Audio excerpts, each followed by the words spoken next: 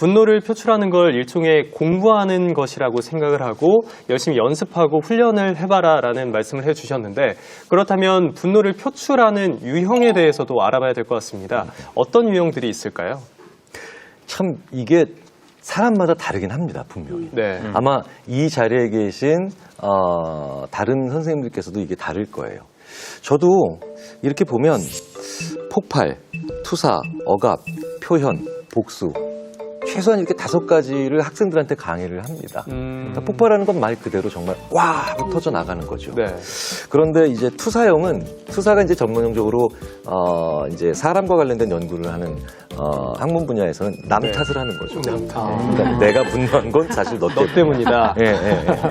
그러니까 내가 분노했어가 아니라 네가 나를 분노시켰어. 라는 식의 표현으로 이제 많이 하죠. 그리고 이제 억압형은 이제 이건 우리나라 여성들한테 많이 있는 거예요. 그래서 외국에서는 사실은 번역이 안 돼서 우리나라에서만 특정적으로 연구하는 거죠. 계속 분노를 억압합니다. 한이라고 표현을 하던데요. 그렇죠. 네. 그러니까 한이 번역이 안 돼서. 네, 그걸 그냥 한 이렇게 표현을 하더라고요. 네. 그리고 또 다른 곳으로 가면 그게 우라병, 화병도 번역 안 돼서 네. WHA 뭐 이렇게 갑니다. 네. 화병이 네. 그럼 다른 나라엔 잘 없나요? 그렇죠. 네. 네네네. 그러니까 우리나라에서 특히 여성들이 네. 아주 위계적이고 가부장적인 네. 남성들과 오랫동안 살면서, 그러니까 이제 억압형이 이제 가다가 보면 이제 그렇게까지도 가는 네. 거죠. 그러니까 표현형도 있어요. 그러니까 이제 이게 제가 약간 여기에 해당되는데, 네. 그러니까 이제 화가 나면 계속 야 나 화났잖아. 나 쟤 때문에 열받았잖아. 이거 계속 돌아다니면서 얘기를 해요. 네, 그러니까 남들이 보면 이거 삐진 줄 알아요. 실제로 조금 삐진 거 아닙니까? 네. 표현형까지 말씀해 주셨고, 또 마지막 한 가지가 어떤 게 이제 있죠? 복수형이 있습니다. 이게 좀 위험하지요. 그러니까 뭐냐면 가끔 주위에서 이런 분들 보신 적 있을 거예요. 화가 나면 반드시 응분의 대가라든가 복수를 해야만, 그러니까 남에게 일종의 피해를 줘야만 그게 그 풀리는 화가 거군요. 풀리는 사람도 있어요. 그럼 그게 복수를 한다는 게 나를 화나게 한 당사자한테 하는 거일 수도 있지만 제3의 인물한테 할 수도 있는 그렇죠. 거군요. 그렇죠. 그러니까 원래는 내가 분노를 하면요, 그 분노가 해결되는 가장 좋은 방법은 상대의 진심 어린 사과죠. 네. 그런데 이 복수형이 안 좋은 게 뭐냐면 상대가 진심 어린 사과를 하면 상대방한테 피해가 없는 게 되잖아요. 그렇죠? 그러니까 너도 뭐를 내놔. 그러니까 개인적인 함무라비 법전을 지금 만드는 그런 스타일인데, 네. 사실은 이런 경우가 대부분 이제 범죄 쪽으로 많이 가는 경우가 많아요. 그렇군요. 네. 저 궁금한 거 있어요. 네. 제가 아까 얘기했는데 뭐 배고픈 상태도 뭐 아니면 잠 안 잘 때 그때는 그 호르몬 때문인가 아니면 어떻게 생각하세요? 지금 굉장히 중요한 말씀을 하셨는데요. 이제 다 합치면 그게 지쳐있을 때입니다. 근데 인간은 지쳐있으면 자기의 어둠의 봉인을 뜯기 시작하죠. 네. 그래서 지쳐있는 사람은 어떤 사람이라도 네. 자기의 나쁜 습관을 제어하는 능력이 사라집니다. 그러니까 이게 대부분 지쳐있을 때 나오는 거죠. 네. 지쳐있을 때. 48시간 이상 잠을 자지 않은 병사들이 전투에 투입되면 적군이 아니라 아군한테 총질을 그렇게 많이 합니다. 우리나라에서 보복운전이나 아니면 도로에서 난폭운전이 많은 이유가 잠을 안 재우는군요. 지쳐서 너무 도로에 나가서 그래요, 직장인들이. 네. 운전자들이. 그러니까 우리나라가 피로사회라고 하잖아요. 네. 사실은 꼭 말씀을 드려야 되는 화두를 저한테 주신 건데, 우리나라가 피로사회를 벗어나지 못하면 이 지금 분노 조절 장애를 사회 전반적으로 고민하는 건 앞으로도 계속될 겁니다. 그렇군요. 교수님께서 이렇게 5가지 유형을 짚어주셨는데, 뭐 폭발형, 투사형, 억압형, 그리고 표현형, 마지막으로 복수형까지 짚어주셨습니다. 이 중에서 우리 패널분들은 어디에 속하시는지 좀 들어보고 싶어요. 황대훈 기자는 스스로 생각할 때 어떤 유형이라고 보시나요? 웃음이 절로 나오네요. 지금 부끄러운 얘기긴 한데, 저는 보면서 좀 생각한 게 이게 꼭 한 가지 유형만 나타나는 건 아니지 않나요? 좀 복합적인 것 같은데, 네. 저는 3번하고 4번인 것 같아요. 제가 정말 웬만하면 화 안 내거든요. 잘 참는 편이에요. 근데 이제 나중에 가면 이게 남아있다가 집이라 오르거든요. 그럼 그때 가서 누구한테 얘기를 해요. 예, 사실은 내가 어떤 상태였고 지금 이렇고 나 정말 그때 참을 수가 없었고 지금 생각할수록 화가 난다. 또 가서 또 얘기해. 이게 풀릴 때까지 그렇게 해요. 그러니까 억압한 다음에 표현하는 게 저의 스타일인 것 같아요. 예. 보통 다 이렇지 않나요? 한국은 굉장히 많은 예, 여기 해당되죠. 그렇지 않을까. 그러면 안드레아스는 한국인이 아니니까 아, 혹시 맞다. 다른 유형일 수도 있을 것 같아요. 어떤 유형인가요? 이거 조금 제가 객관적으로 네. 말하면 메타인지적으로. 메타인지적으로 전 사실 5번인 것 같아요. 5번이요? 아, 진짜요? 그러면은 안드레아스는 우와. 그 복수의 대상이 당사자인가요? 날 화나게 한 당사자? 그렇죠. 뭐 만약에 제가 어떤 사람이 저에게 무슨 잘못했어요. 뭐 그리고 그 사람이 받아들이지 않고 뭐 인정 안 했고 그냥 넘어갔어요. 그때는 저는 그런 나도 똑같이 할 거야. 그런 생각을 들어요. 혹시 근데 나이 안드레아스 먹으면서 일단 혹시 제가 안드레아스한테 뭐 잘못한 건 아니죠? 기억하고 있는 것 같은데 지금 진심 어린 사과를 빨리 하셔야. 눈이 이글이글 거리고 혹시 뭐 제가 잘못한 게 있으면 방송 후에 문자로 보내주시면 제가 진심 어린 사과를 하도록 하겠습니다. 오케이. 근데 나이 네. 먹으면서 그런 행동 얼마나 위험한지 알게 됐고 그리고 얼마나 효과 없는지도 알게 됐어요. 그 상대방에게 그런 사이가 더 멀어지고 나도 뭐 그런 화풀 안 되고 정말 소용없는 감정이라고 생각했는데 그래도 진짜 마음 속에 그런 아직도 남아 있어요. 사실은 근데 안 선생님 같은 분이 일정 수가 계시지 않으면 그 사회에서는 부조리는 사라지지 않고 악이 개선되지 않죠. 정의로운 그렇지. 스타일. 네, 그러니까 정의를 구현할 수 있는 유일한 형이기도 해요. 네. 5번이. 네, 그럼 복수는 좀 합법적인 방법으로 하시는 걸로 기대를 하겠고요. 알겠습니다. 네, 제보를 주십시오. 네, 기사로. 김선 박사님은 어떤 유형이신가요? 저는 4번인 것 같아요. 네, 그리고 저는 좀 제가 스스로 네. 결심한 거는 내가 화가 났을 때 웬만하면 상대방한테 가가지고 그냥 얘기를 하자. 제일 그 짧은 시간 안에. 그렇게 해야지 나중에 응어리가 없더라고요. 그래서 저는 좀 화가 많이 났는데도 좀 참다가 꼭 얘기를 해요. 네, 그 짧은 시간 안에 그 순간에. 예. 대부분 아마 우리 한국인들 중에는 표현형이 가장 많지 많을 것 않을까라는 같아요. 생각을 합니다. 네. 네.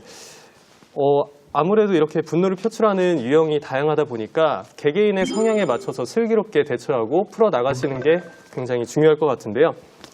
우리 시청자 여러분께서는 아이가 혹시 분노를 하거나 감정 조절을 제대로 하지 못할 때 어떻게 대처를 하시나요?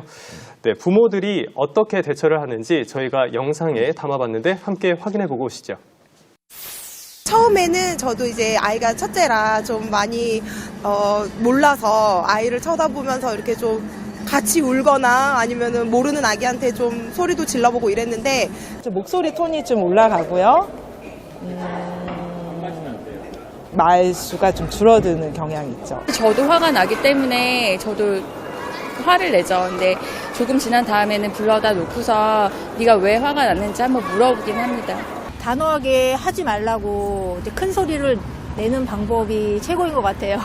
그 아이가 원하는 종류의 상 같은 거를 제한을 해요. 그러니까 만약 뭐 게임을 하는 시간이 정해져 있는데 그 게임을 하는 시간을 줄인다든지 그런 식으로. 밖에 나가가지고 산책하면서 아이랑 같이 놀아주고 얘기 나눠주고 뭐 용돈을 좀 올려준다든가 아니면 아빠하고 같이 엄마 심부름을 나가면 용돈을 몰래 준다든가 뭐 이런 식으로 해서 대가를 주는데 그게 잘 먹히진 않더라고요. 네, 아이의 분노와 마주하게 됐을 때 어떻게 대처하시는지에 대한 영상을 보고 오셨는데요. 교수님께서는 어떻게 보셨습니까? 사실은 부모님들께서 무엇이 중요한가는 알고 계신 것 같아요. 네. 그러니까 이제 더 이상 우리나라에서는 뭐 이렇게 아이들을 윽박지른다거나 아니면 네. 뭐 이렇게 강압적인 방식으로 해서는 안 된다는 건 확실히 머릿속으로는 이제 당위적으로는 알고 계신 것 같고요.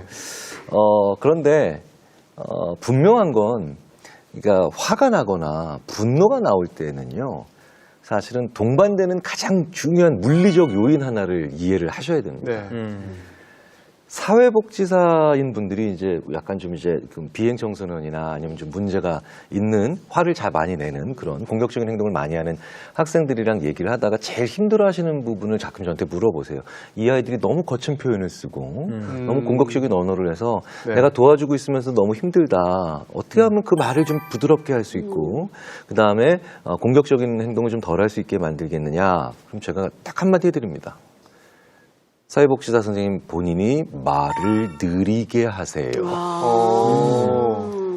인간의 모든 공격성은 스피드와 연결이 되어 있습니다. 그렇군요. 네. 느린 공격이라는 건 없거든요. 그래서 되게 재밌게도 우리의 모든 폭언과 그 다음에 공격은 빠른 스피드, 평상시보다 훨씬 더 빠른 스피드로 나왔어요. 네. 근데 저는 충청도 사람이라 그런지 모르겠는데 저희 싸울 때 굉장히 천천히 욕을 하거든요, 서로. 이런 건 그러니까 충청도 사람이랑 싸우면 무서워요.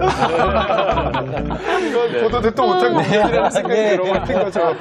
네. 템포를 맞출 수도 없고. 되게 그러니까 저도 충청도 친구랑 한번 싸웠는데, 근데 거의 대부분의 문화권과 사람들은요, 평상시보다 말이 빨라집니다. 그거는 충청도 그렇군요. 분들조차도 평상시보단 빨라지죠. 그런데 이런 분노를 단순히 없애는 것이 아니라 긍정 에너지로 전환하는 게 중요하다라는 이야기를 또 하셨습니다. 이런 분노의 감정을 긍정적인 에너지로 승화시킬 수 있다라는 이야기를 하고 있는데 김선 박사님께서 구체적인 예시를 또 가져오셨다고요. 예, 이런 사례가 뭐 해외에도 많겠지만은 제가 이제 소개시켜드리고 싶은 사례는 작년에 그 미국에서 노숙자 학생이 하버드 사회학과에 수석 입학한 케이스가 있거든요. 네. 이 학생의 사례를 좀 소개시켜드리고 싶은 게 카디자 윌리엄스라고 이제 하는 이제 네. 흑인 소년인데 엄마가 14살 때 뉴욕의 쓰레기 더미에서 태어났다고 해요. 그래서 네. 이제 뉴욕 뒷골목에 전전긍긍하면서 이렇게 살다가 이제 이 학생은 근데 어렸을 때부터 책 읽는 걸 굉장히 좋아했다고 해요. 네. 그래서 뭐 도서관에서 이제 책도 읽고 뭐 버려진 이제 신문 같은 것도 이제 읽고 막 그랬는데 근데 그때마다 이제 같은 이제 노숙하는 분들이 무슨 노숙자가 공부냐. 그리고 너 그런 거 읽어봤자 소용이 없어. 이제 이런 말을 막 던졌는데 내가 가난하고 집도 없고 하지만은 내가 공부를 할 수 있고 또 내가 대학을 가고 또 내가 운명을 내 스스로 개척해 보겠다. 그리고 무엇보다 다른 사람들이 나랑 우리 가족을 뭐 비웃음거리라든지 이렇게 만들지 않게 하겠다 이렇게 결심을 하고 이 학생이 진짜 새벽 4시에 학교를 가서 네. 11시에 돌아왔대요. 그래서 그 사이에 뭐 예를 들면 12학년, 미국에서 12학년이 고3인데 그때 12번을 이사를 다니는 바람에 학교를 12번 옮겼음에도 불구하고 성적도 4.0 만점 내신을 그렇게 받고 또 여러 가지 동아리 활동하면서 추천서를 다 받아서 20개 학교에 입학을 하고 이제 그 중에 선택한 학교가 하버드였다는 거죠. 그래서 이 케이스 같이 많이 드러나지는 않겠지만 네. 굉장히 이제 분노를 그런 긍정적인 에너지로 승화시킨 케이스가 우리나라에도 굉장히 많을 것 같아요. 네. 네. 이런 사례까지 한번 들어봤는데 사실 이런 거는 굉장히 흔한 일은 아닐 수도 있습니다. 뭐 특이한 케이스다라고 이야기하실 수도 있을 텐데 이렇게 분노의 감정을 창조적인 에너지로 바꾸는 것. 어떻게 말하면 창조적으로 분노하는 법이라고 이야기할 수도 있겠는데요. 그렇게 하려면 어떤 준비가 필요할까요? 사실은 김 박사님께서 말씀하신 그 친구도 그리고 다른 모든 경우도 공통점이 하나 있습니다. 이렇게 분노를 승화시키고 심지어는 창조적인 걸로 연결시키는 것. 네. 바로 자기 자신이 소중한 존재라고 하는 걸 확신하고 있기 때문에 그게 가능합니다. 네. 그러니까 왜 예전에 분노를 마음대로 표출해서 정말 온 나라를 공포에 떨게 했던 그 수많은 범죄자들은 네. 자기 자신을 사랑한 게 아니죠. 그러니까 자기 자신의 소중함을 느끼지 못했으니까 그게 글로 간 건데요. 네. 그래서 제일 중요한 건 부모님이 어떠한 경우에도 너는 참 소중한 존재라는 거를 계속해서 잊지 않고 깨우쳐 주신다면 아이들은 분노를 창조적으로 혹은 훨씬 더 좋은 방향으로 승화시킬 수 있는 그런 준비 상태가 돼 있어요. 그래서 역사적으로 굉장히 훌륭한 업적을 남긴 사람부터 그냥 주위에서 화났는데 오히려 일을 더 잘하는 정도의 사람들까지도 네. 공통점은 자기 자신이 소중한 존재고 그러기에 남도 소중한 존재라는 걸 알고 있는 사람들이거든요. 그래서 소중한 존재라는 거를 알게 하게 만드는 가장 중요한 건 다시 또 근본으로 돌아가지만 아이가 화를 낼 때 부모님도 적절한 정도로 조절을 해서 반응을 하시는 게 제일 중요합니다. 네, 그렇군요. 그런데 교수님, 사실 이 방송을 보시는 분들 중에는 좋은 이야기야. 다 알고 뭐 나도 뭐 책을 통해서 익혔어라고 생각할 수도 있지만 구체적으로 내 아이를 어떻게 교육해야 하는지 이런 상황에선 어떻게 행동을 해야 하는지 명확하게 모르시는 분들이 굉장히 많을 것 같습니다. 구체적인 교육 방법이라고 할까요? 뭐 좀 팁을 정말 전수해 주실 수 있는 게 있다면 단계별로 좀 알려주시죠. 일단 제일 중요한 건요. 이런 분노 표출이라든가 아니면 감정 조절이 잘 안 되는 아이들의 특징이 거의 10살 때까지 엄마랑만 지낸 아이들이. 의외네요. 그러니까 무슨 얘기냐면 부모는 사실은 내가 넘어설 수 없는 산이고 사실은 나의 감정을 거의 다 통제해 줄 수도 있고 완벽한 매니저죠. 근데 사실은 아이들이 굉장히 중요한 경험이 뭐냐면 10살이 될 때까지 나와 한두 살, 두세 살 전 다른 연령대 아이들을 많이 만나보는 게 되게 중요합니다. 굉장히 중요합니다. 그러니까 아무리 화를 많이 내는 아이도요. 자기보다 2살 어린 애랑 있으면 자기가 화를 낼 때 겸연쩍어 합니다. 그러니까 심지어 자기보다 2살 동생인 아이가 언니 혹은 형 이러면서 왜 이렇게 나보다 더 어린 모습을 보여 하는 그런 시선을 느껴요. 그래서 아이들의 행동의 교정이 굉장히 부모나 선생님 못지않게 더 중요한 게 자기보다 어린 아이들 혹은 자기보다 3, 4살 더 많은 다양한 연령대 아이들을 만나야 되는데 지금 우리나라는 동네 골목이 없어져서 그러니까 예전에는 동네 골목에 나가면 3살 형, 뭐 2살 누나 아니면 3살 어린 여동생 같은 아이들 다 만났거든요. 근데 이 다양한 연령대를 전혀 못 만나고 한 연령만 엄마라고 하는 중년 여인 한 사람만 계속 만나고 있으니 이게 아이들이 감정에 잘 발달되기가 불가능하죠. 다양한 연령대의 사람들의 감정을 접해볼 기회가 없었던 거군요. 그리고 자기가 똑같은 감정을 느꼈어도요. 3살이 더 많은 형, 언니한테 표출하는 방식과 2살이 어린 동생한테 표출하는 방식이 다르잖아요. 그렇죠? 그러니까 그 미묘한 그 소위 말하는 눈금들을 다 경험해 볼 수 있는 그 수많은 게 사실은 다양한 연령대의 아이들을 내가 만나는 건데 지금 우리나라의 부모님들은 공부는 굉장히 중요하게 생각하시면서 그 눈금을 미묘하게 조절할 수 있는 그거는 아무도 안 하죠. 거의 절대 다수 아이들이 동년배 아이들과 같은 학년으로 가서 그나마 끝나면 벌써부터 학원 다니고 엄마랑 같이 밥 먹고 엄마랑 얘기하다가 잡니다. 놀라울 정도로 요즘 아이들은 다른 연령대 아이들과 대화할 수 있는 기회가 없어요. 사실은 다른 연령대 아이들, 더 많든 적든 다양하게 경험을 해보시면 아이가 조금 책을 덜 보더라도 공부를 좀 덜 하더라도 정말 한 3개월 정도만 꼭 참고 아이들을 전혀 다른 각기 다른 연령대 아이들과 대화하거나 지내게 만들어 놓으시면요. 부모님들이 대부분 깜짝깜짝 놀라세요. 아이가 이렇게 달라져 있고 성숙해 있다. 성숙해 있다는 게 무슨 뜻이냐. 아이가 사회적으로 더 똑똑해지는 거예요.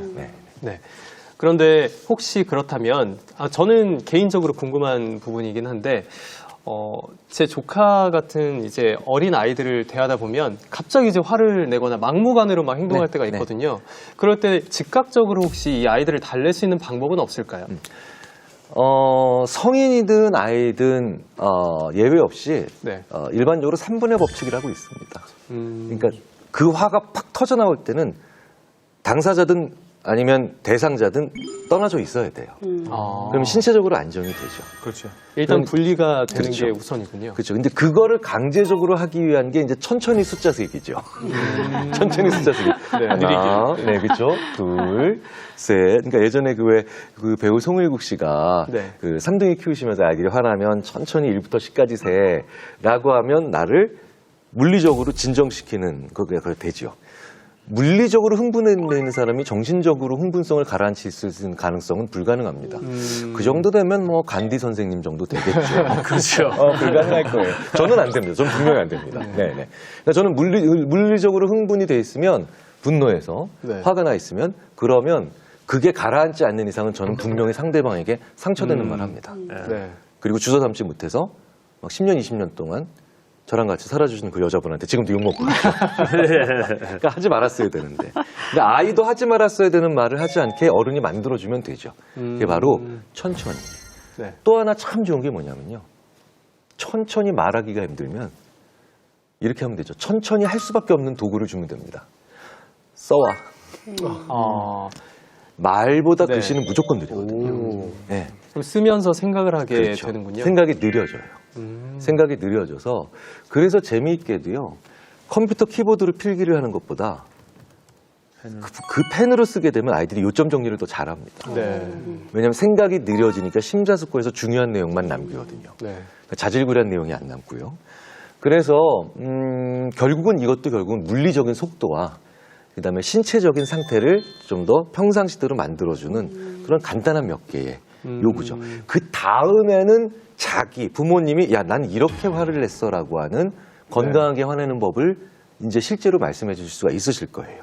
하지만 순서는 일단 물리적으로 네. 진정시키고 천천히 만드시고 그다음에 자기의 화를 표현할 수 있는 좀 더 느린 도구들을 부여해 주시고 그 다음에는 아빠는 혹은 엄마는 옛날에 이랬단다. 그러니까 좀 낫던데 이렇게 경험을 얘기해 주시는 그런 사이클을 그려보시면 제일 괜찮으실 겁니다. 네. 부모님들 중에 육아가 힘든 이유를 이야기하는 가장 큰 것 중 하나가 이제 인내심과 관련된 걸 수 있는데요. 내 아이가 짜증을 내거나 화를 낼 때 나는 그냥 무조건 득도한다는 마음으로 참는다.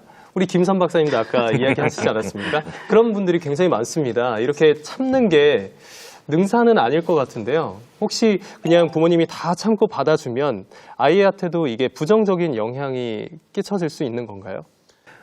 저도 참 인상 깊게 읽었던 책이 미국 심리학자 안드레아 브렌트라는 그 사람이 쓴 이름이 소위 말하는 좋은데. 소심한 공격자들. 이름 참 좋네요, 진짜. 네, 안 선생님이 있으시죠. 그렇죠. 네. 제 지도 교수님도 안 선생님이었는데. 네. 소심한 공격자들. 그러니까 공격을 하는데 소심한 공격. 왜 이제 우리 가끔 개그 프로그램에서 상대방은 알지도 못하는데 옆에 가서 공격했다고 지가 생각하는 거 있잖아요. 근데 대부분 그게 바로 뭐냐면 때리는 게 아니라 안 하는 거. 그러니까 예를 들어서 만약에 예를 들어서 설렁탕을 먹어야 되는데 거기에 당면 안 넣어 국수 살이 안 넣어주기, 파 안 넣어주기, 그렇죠? 그다음에 뭘 해와야 되는데 그거 하나 빼놓고 안 하기. 네. 그러니까 소심한 공격이나 복수가 바로 심리학에서는 부정적인 걸 하는 게 아니라 긍정적인 걸 안 하는, 긍정적인 걸 안 하는 행동이거든요. 네. 부모가 어렸을 때 화나 분노를 표출하는 걸 너무 억압하면 네.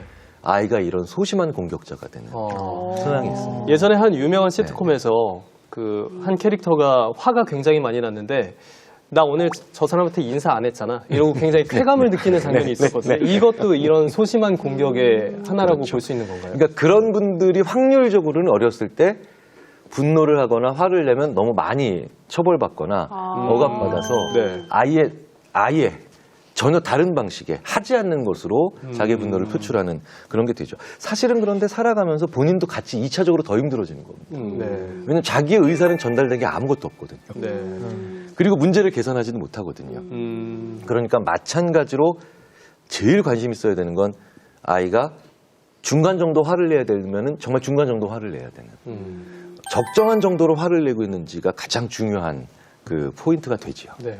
자, 부모님이 옆에서 함께 해주시면 좋다라고 말씀을 하셨는데 요즘 사회적으로 큰 문제가 되고 있는 것, 이 감정 조절이나 분노 조절 장애를 겪고 있는 아이와 청소년들이 워낙 많기 때문에 최근에는 민간 자격증으로 분노 조절 상담 지도사라는 것까지 생겼습니다. 네. 그 부모님이 옆에서 함께 해주시기 어렵거나 전문가들의 도움이 필요하면 이런 분들에게 도움을 요청하는 것도 괜찮을까요? 저는 개인적으로 이제 이런 여러 가지 이제 정신적이거나 아니면 소통에 문제가 있을 때 그냥 치과 가신다고 생각하고 가시라고 말씀을 드려요. 네. 그리고 실제로 미국, 유럽, 그다음에 다양한 서양 문명권에서는 이게 거의 치과보다 더 가기 편한 곳으로 인식을 많이 하고 계시기 때문에 실제로 그런 생각을 가지셨을 때 더 결과도 좋아집니다. 더 좋아지고요. 네. 이건 가보시는 게 굉장히 좋습니다. 한 번씩은. 저도 제 아이가 심리학자임에도 불구하고 저 아이를 상담 심리하시는 선생님한테 보여드린 적이 있어요. 네. 도움이 필요할 때는 전문가에게 상담을 의뢰해 보시는 것도 좋을 것 같습니다. 오늘 이렇게 아주대학교 김경일 심리학과 교수님과 함께 욱하는 우리 아이 감정조절 교육법에 대해서 이야기를 나눠봤는데요. 오늘 어떻게 느끼셨는지 궁금합니다. 먼저 평소에 이제 취재를 하시면서 화를 이제 잘 누그러뜨리면서 일하고 계신 황대훈 기자. 오늘 함께 하시는 동안 어떤 생각이 드셨나요? 지금 굉장히 복잡한 생각이 많이 들었는데요. 네. 근데 그런 생각이 좀 든 게 분노를 창조적인 에너지로 좀 바꾸면 좋다는 얘기를 하셨는데 사실 이 기자들 교육할 때 이 굉장히 그런 방식을 좀 많이 사용당했다는 기분을 좀 드는 게 이게 굉장히 그 어떤 모멸감을 느끼게 하거든요. 네. 기분 안 좋게 하고 네가 인정받고 싶으면 한번 잘해보든가 이래요. 그래서 뭐 어떻게 잘해야 되는 건지 방법은 하나도 안 알려줘요. 그래서 그냥 계속 괴롭히기만 하는 거예요. 사람을 분노하게 만들어요. 그래서 이 분노를 쏟아가지고 어떻게든 창조적인 방법을 막 찾아내서 이 상황을 타개하고 딱 결과물을 가지고 와서 아 그래 잘했네 이 말 한마디 딱 듣게 만드는 방식으로 교육을 하는데 저는 그거 되게 안 좋은 교육이라고 생각하거든요. 좀 이렇게 적절한 방식과 이런 절차를 딱딱딱 단계적으로 좀 덜 분노하게 하면서도 충분히 사람을 교육시킬 수 있어야 하지 않나 라는 생각을 했어요. 아 그게 다 분노를 활용한 교육법이었구나. 근데 그게 분노를 활용하지 않고도 좀 교육할 수 있는 방법을 찾아야 이게 이 문화가 바뀔 수 있겠다 이 생각을 좀 했고. 자, 그렇다면 평소에 분노형으로, 복수형이죠. 네, 평소에 복수형으로 분노를 표출하는 안드레아스는 오늘 어떤 생각을 하셨나요? 저는 일단 오늘 그 부모님의 역할 얼마나 중요하는지 오늘 더 좀 정말 생각났어요. 네. 왜냐하면 그리고 중요한 게 그런 분노를 막지 말고 약간 표현하는 방법 보여줘라. 그런 거 진짜 중요해요. 저도 어렸을 때 그리스에서는 사실 그리스 남자들이 더 한국 사람처럼 약간 한국 사회의 마찬가지로 남자라서 웃지 마, 울지 마라 이런 얘기 많이 해요. 그리스에서도. 그래서 저도 좀 답답했어요. 그때. 그래서 그런 표현하는 방법을 배웠어요. 그래서 부모님들이 좀 더 마음 열리고 그런 표현 보여주면 정말 좋을 것 같습니다. 네. 자, 김선 박사님은 오늘 사실 패널의 입장보다는 부모의 입장에서 너무 임하신 것 같아요. 집중했어요. 네, 오늘 어떻게 느끼셨나요? 정말 많이 배웠고요. 좀 교수님 말씀 들으면서 저희 아이가 좀 템포가 빠른 아이라는 생각이 많이 들었거든요. 그래서 좀 화가 많이 나거나 이제 애가 분노를 표출할 때 다양한 방법으로 템포를 늦춰야겠다. 이런 제 개인적인 이제 레슨도 얻어갔고 또 아까 말씀하신 것처럼 분노를 굉장히 긍정적으로 표현하는 게 어려운 거잖아요.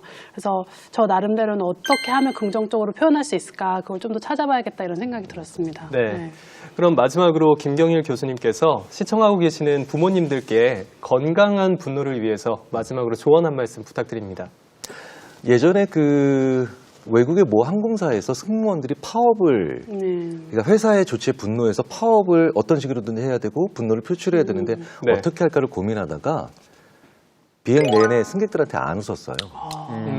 그랬더니 회사가 정말 빠른 속도로 100개를 들더라고요. 근데 우리나라에서는 그걸 표시할 때 뭔가를 엄청나게 공격적인 행동을 하죠. 무슨 얘기냐? 그 승무원들이 웃음을 그치는 것만으로도 자기 의사를 관철시킬 수 있었고 분노를 표출할 수 있었다는 건 그 승무원들이 늘 웃었기 때문입니다. 우리 사회가요, 늘 웃는 사회면 정말로 큰 분노를 어떻게 표현할 수 있냐면 웃지만 않아도 큰 분노를 표출할 수 있습니다. 근데 웃지 않는 사회에서는 훨씬 더 공격적으로 가야 분노가 표출이 되는 것처럼 보이죠. 그래서 사실은 잘 웃고 많이 웃는 가정에서 오히려 아이의 분노를 쉽게 부모들이 캐치할 수가 있어요. 알아차릴 수가 있습니다. 왜? 아이가 웃지만 않아도 벌써 아이가 뭔가 문제가 있다는 걸 아니까요. 그래서 사회도 가정도 많이 웃고 그다음에 즐거워하는 거를 굉장히 중요한 미덕으로 삼아야만 분노 사회에서 분노의 표출이 오히려 건강해지고 건전해질 가능성이 큽니다. 네, 좋은 말씀 감사합니다. 오늘 이렇게 1시간 동안 우리 아이의 감정 조절 교육법에 대해서 이야기를 나눠봤는데요. 시청자 여러분의 의견이 궁금합니다. 저희 EBS 교육저널 홈페이지에 접속하셔서 이벤트 게시판에 여러분들의 다양한 의견 남겨주시면 함께 공유하겠습니다. 의견 남겨주신 분들 중에 추첨을 통해서 소정의 선물 보내드릴 테니까요. 많은 참여 기다리고 있겠습니다. 화를 낼 때 내더라도 분노의 방향은 행복을 향해야 한다. 오늘 우리 아이의 분노는 행복을 향하고 있었습니까? EBS 교육저널 이 시간은 여기에서 마무리하겠습니다. 함께해 주신 여러분 고맙습니다.